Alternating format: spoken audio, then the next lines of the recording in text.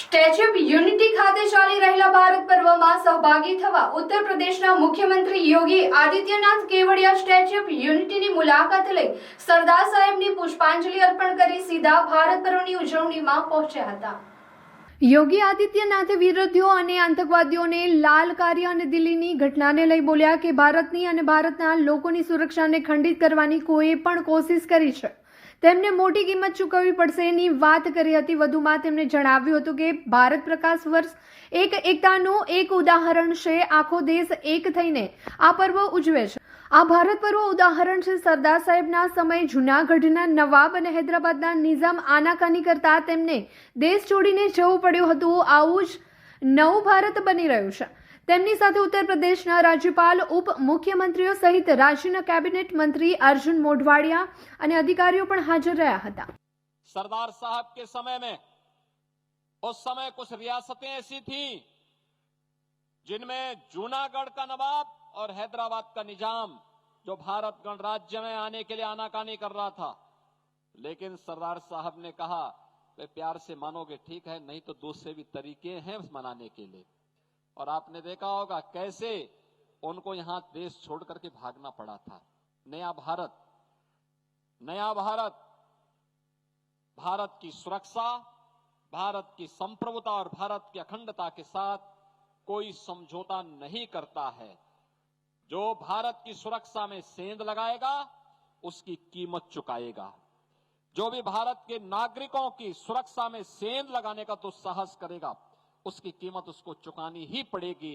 ये नया भारत समय आने पर उस प्रकार का जवाब देता है। पिछले 11 वर्षों में हमने इन सब कार्यों को अपने आंखों से देखा है, हर भारतवासी ने इसको महसूस किया है।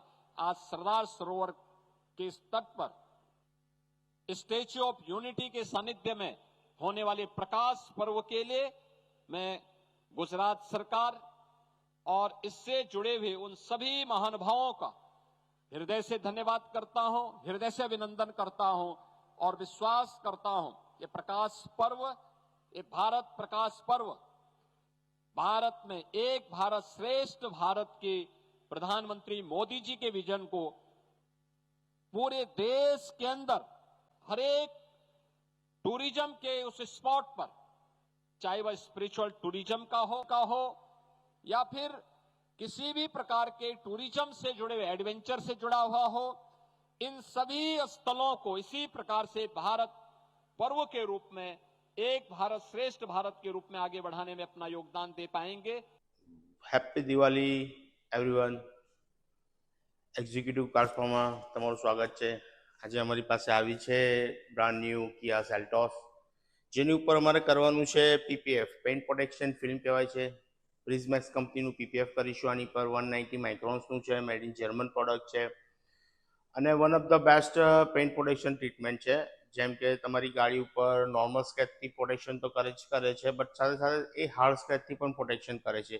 જેમ કે કોઈ તમારી કારની ઉપર કીથી યા સ્ટોનથી કોઈ સ્ક્રેચ કરી દે છે તો એ તમારા ઓરિજિનલ પેઇન્ટને ડેમેજ નથી થવા દેતું। એ કદાચ થાય તો તમારું પીપીએફ ડેમેજ થાય। So one of the best solution છે। નોર્મલ સ્ક્રેચ જેવા કે આવે છે તો એ સેલ્ફ ફિલિંગ હોય છે, જેવું તમારી સનલાઇટની અંદર કાર આવશે તો ઓટોમેટિક હીલ થઈ જશે। સો બેઝિકલી જોવા જઈશું તો આ one of the best paint protection treatment છે for dark shade car and light shade car માટે। સો તમારે પણ જો તમારી કારમાં કરાવવું હોય તો તમે અમારો કોન્ટેક્ટ કરી શકો છો। આ અમારો પ્રોજેક્ટ નંબર 520 છે, 520 છે, જેમાં અત્યાર સુધી ભરૂચ જિલ્લાની અંદર સૌથી વધુ કાર પીપીએફ કરી ચૂક્યા છે। 10 વર્ષનો અનુભવ છે, તો તમે ફીલ ફ્રી અમારો કોન્ટેક્ટ કરી શકો છો एक्ઝિક્યુટિવ કાર્સમાં। Thank you.